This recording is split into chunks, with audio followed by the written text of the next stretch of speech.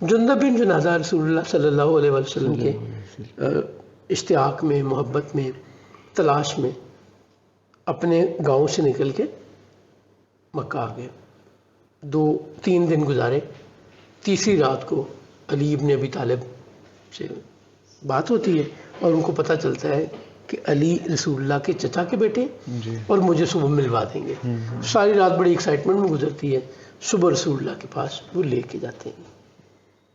جندب دیکھتے ہی کہتے ہیں کہ میرا دل فدا ہو گیا اور وہ کہتے ہیں السلام علیکہ ورحمۃ اللہ. جندب پہلے انسان ہیں جنہوں نے رسول اللہ کو آ کے یوں سلام کیا. واہ واہ واہ واہ جی سبحان اللہ. السلام علیکہ ورحمۃ اللہ اور جواب ملتا وعلیکہ السلام ورحمۃ اللہ وبرکاتہ. جندب تو میں نے کہا نا لو ایٹ فرسٹ سائٹ. رسول اللہ کی باتیں سنی, آپ نے وہی پیغام دیا اللہ ایک ہے, سب انسان برابر ہیں, کسی کو کسی پر برتری نہیں, گورے کو کالے پر, کالے کو گورے پر, غلام کو آقا پر, سوائے اس کے کہ اس نے اللہ کو راضی کیا, اس نے اللہ کے حکم پہ عمل کیا. اور وہ ساری پیچی ہے وہ سارا پیغام جندب کو دیا ہے. جندب اسی وقت ایمان لے آتے. وہ تو پہلے تلاش میں آئے ہوئے تھے, اللہ کو پہلے ہی بلیو کرتے تھے, اللہ کی مہربانی بھی تھی. رسول اللہ صلی اللہ علیہ وسلم نے جندب سے کہا کہ مکہ میں اپنا ایمان لانا کسی پر ظاہر نہ کرنا. وہ جب بندہ ینگ ہوتا ہے نا تو اس میں انرجی ڈفرینٹ ہوتی ہے, ہمت بھی ڈفرینٹ ہوتی ہے. اس کا خیال ہوتا ہے میں دنیا کو بدل دوں گا, اس میں پیشن بہت ہوتا ہے.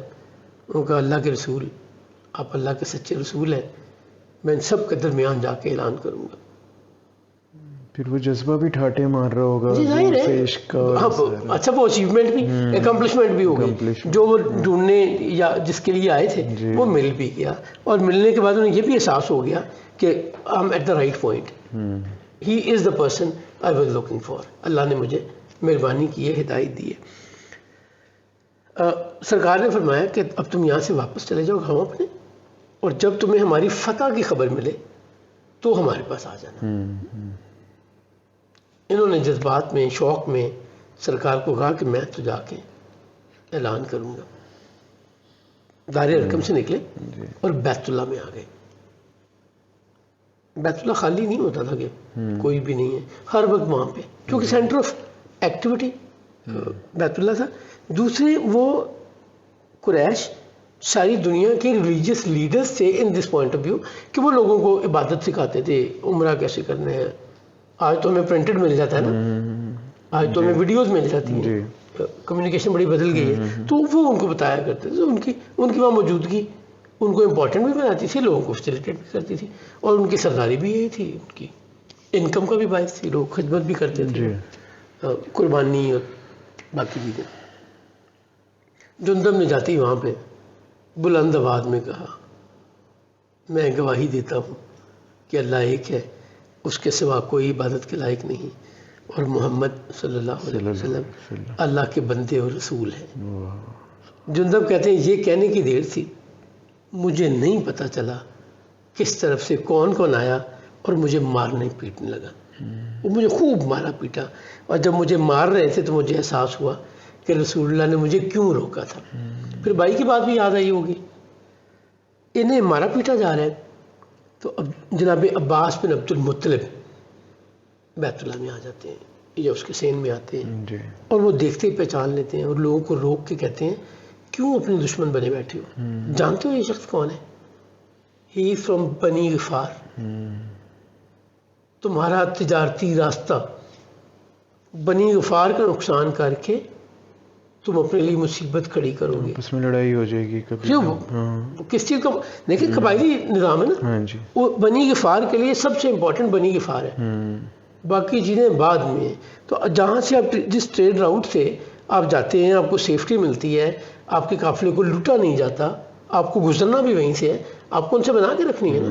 آپ ان کے کسی ایک فرد کو ماریں پیٹیں گے تو کیا وہ آپ کو شکریہ ادا کریں گے, شاباش دیں گے, یا آپ کے اگینسٹ کام کریں گے؟ عباس بن عبد المطلب نہیں, ان کو کنسول بھی کیا, مرہم پٹی بھی کرائی, اور جو خدمت ہو سکتی تھی کی. جندب وہاں سے نکل کے ایک دفعہ پھر پیدل چل کے کئی دنوں کی مسافت طے کر کے اپنے گاؤں پہنچے, اور گاؤں پہنچ کے اپنی بیوی, والدہ اور بھائی کو یہ ساری بات سمجھائی. وہ چاروں اسی وقت ایمان لے آئے. ماشاءاللہ, واہ واہ. جی, اور پھر انہوں نے تبلیغ شروع کر دی. تھوڑے دنوں میں ہی آدھا گاؤں ایمان لے آیا. سو جو مجھے سمجھ آتی ہے, بنی غفار کے لوگوں میں یہ تڑپ سچے دین کی, اللہ کے رستے کی زیادہ تھی, جو فوراً وہ ایمان لاتے تھے. باقی آدھے گاؤں نے ایمان اس وقت قبول کیا جب رسالت میں آپ صلی اللہ علیہ وسلم مدینہ ہجرت کر گئے. As time, relatively easy time جی. آ گیا. سرکار فرماتے ہیں کہ اس نیلی چھتری کے نیچے اور اس مٹی کی زمین پر چلنے والوں میں سے سب سے سچا ابو ذر ہے. واہ. جی, تاریخ جندب بن جنادہ کو ابو ذر غفاری کے نام سے جانتی ہے. سبحان اللہ. آپ ذرا دیکھیں کیا کمال, کیا عزت ملی ہے. سرکار کیا گواہی دے رہے ہیں کہ اس آسمان کے نیچے اور زمین کے اوپر چلنے پھرنے والے لوگوں میں سب سے سچا کون ہے؟ ابو ذر. ابو ذر غفاری, جن کو ہم جندب بن جنادہ رائٹ. جو ان کا نام ہے. ونس اگین یہ وہ لوگ ہیں جن کی مہربانیوں سے آج ہم ایمان پر ہیں. اللہ کریم ہمیں ایمان پر قائم رکھے, آمین. آخری سانس تک ہم ایمان پر ہوں, اور ہمارا خاتمہ خیر پہ, ایمان پہ ہو. اللہ ہم سب سے راضی ہو, اور اپنی عنایات, مہربانیاں ہم پہ ارزاں کرے.